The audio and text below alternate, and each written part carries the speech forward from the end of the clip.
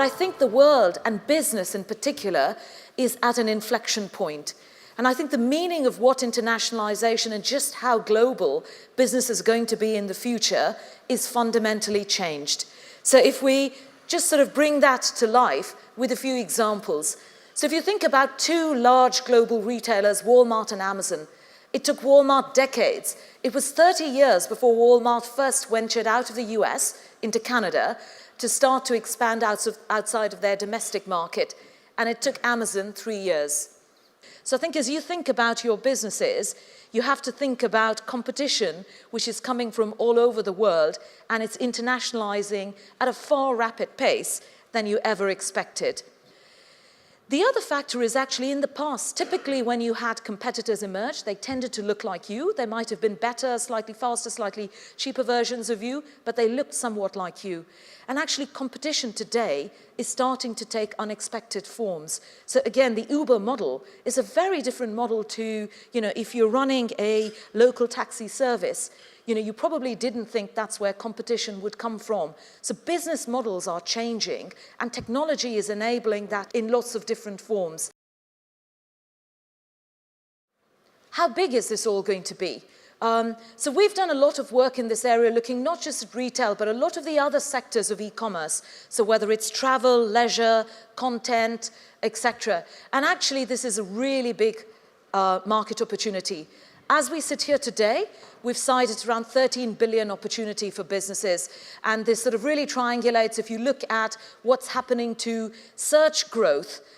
So for example, over 60% of traffic onto top retail and brand websites into the UK are from overseas customers. So actually, international search traffic already exceeds domestic traffic. But actually, we think it's set to grow 45 billion, so quadruple to 2020.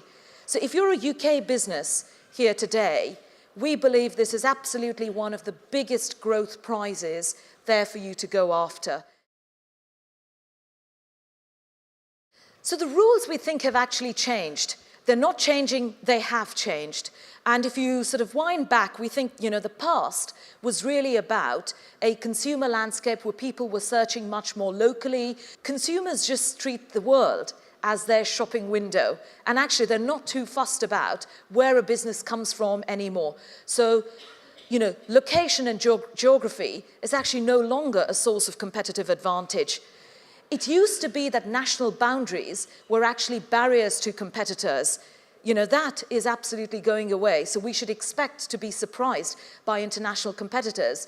We looked at, on the search term dresses, the fastest growing e-tailer in the US is actually not the US department stores or the US fashion players, it's ASOS. So if you're an American fashion retailer today, your competitor set is not just defined by your national boundary and the people you've always known it to be. Your competitor set comes from overseas as well. And I think that sort of same thing applies here, because I could as well have been in America or indeed in Germany giving the same speech, and actually a lot of the messages would still hold true. Typically, internationalization used to be really capital intensive. If you were a business embarking upon an international strategy, it was typically expensive. You had to think about replicating your infrastructure, your head office, your warehouses, your distribution networks, shops if you were a retailer.